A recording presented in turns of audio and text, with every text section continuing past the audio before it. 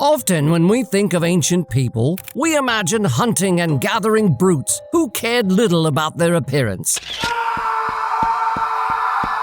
Thanks to Hollywood, it is easy to visualize them as shaggy, messy folks with muddy faces and dull skin who hardly took a shower. But what if I told you that they were as obsessed with their appearance as we are, and would do anything, including using menstrual blood to get that smooth, sultry skin? If you think that sounds gross, prepare for a rude awakening. Hello and welcome to our channel, where I take you on a ride through ancient history to uncover some of the most bizarre and outlandish practices. In today's episode, you'll learn the weirdest ancient beauty and care rituals. From using the spit of a tuberculosis patient to applying crocodile dung, beauty routines have come a long way. So, are you ready? Right then, let's begin, shall we?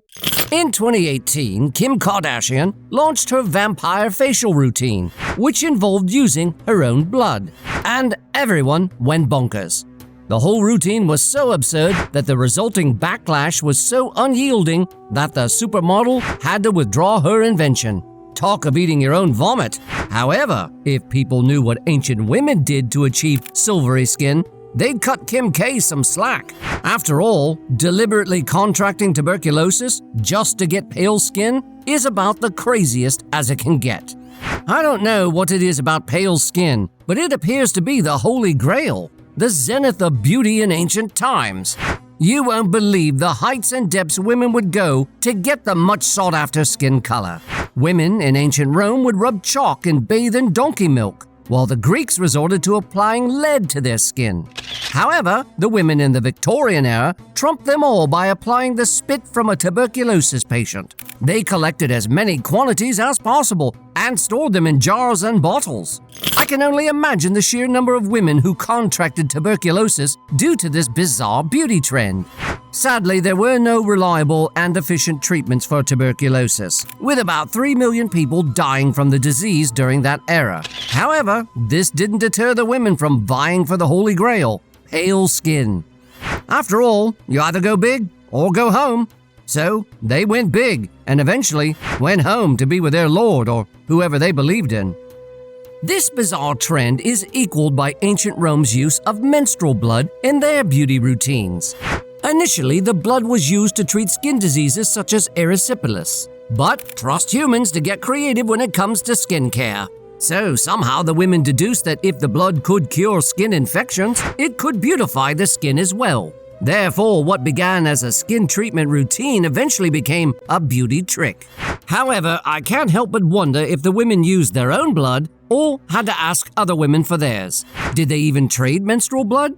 Oh, don't give me that look. For a civilization that traded human poo and drank the blood of gladiators to cure epilepsy, I put nothing past them. Curiously, the more you dig into the history of beauty routines and trends, the weirder it gets. It's almost as if each civilization was trying to outdo each other in plain naivete.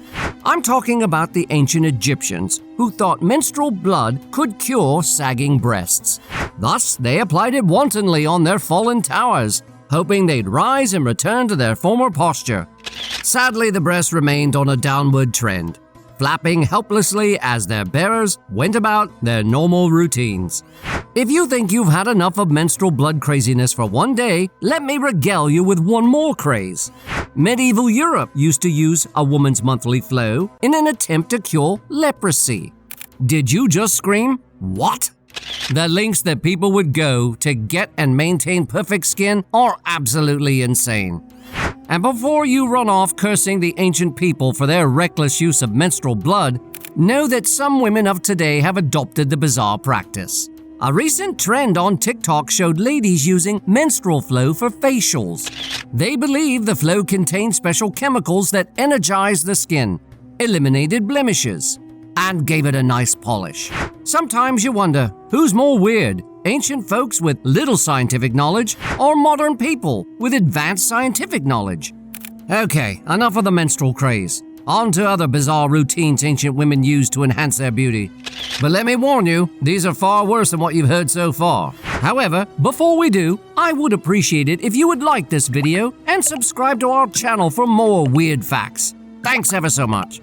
Now let's delve into worse beauty routines that trump the use of menstrual blood. One such is bloodletting. I told you, it gets weirder as we go along. People actually voluntarily cut themselves or allowed leeches to suck their blood. And to what end? To achieve the holy grail of beauty, a pale skin. Actually, bloodletting was common during the ancient and medieval times, but it was only used to treat ailments such as inflammation of the lungs and gonorrhea. So it won't be surprising if some women find it a creative means to achieve pale skin. I mean, we live in a time where women use their own blood as face masks, even in the abundance of scientific discoveries and medical advancements. Therefore, I won't be too surprised if 6th century women would resort to bloodletting to enhance the color of their skin. After all, drawing out a significant amount of blood could actually result in pale skin, but could also shorten one's lifespan. No wonder the risky beauty routine didn't survive the test of time, as many adherents fell off the face of the earth one after the other due to anemia. But one beauty ritual, which didn't involve blood but was as dangerous, was white lead facials. Women in the Elizabethan era applied white lead to their faces to achieve, yep, you guessed it, a pale color. They, like many women before their era, held pale skin as the paragon of beauty. Thus, everyone had to look like a ghost. During that era, people without pale skin were usually peasants, who spent most of their time in the sun doing back-breaking work, causing their skin to burn. Thus, the whiter the skin, the more affluent the person was. So, people did anything, including applying poisonous substances like lead to give them the semblance of pale skin.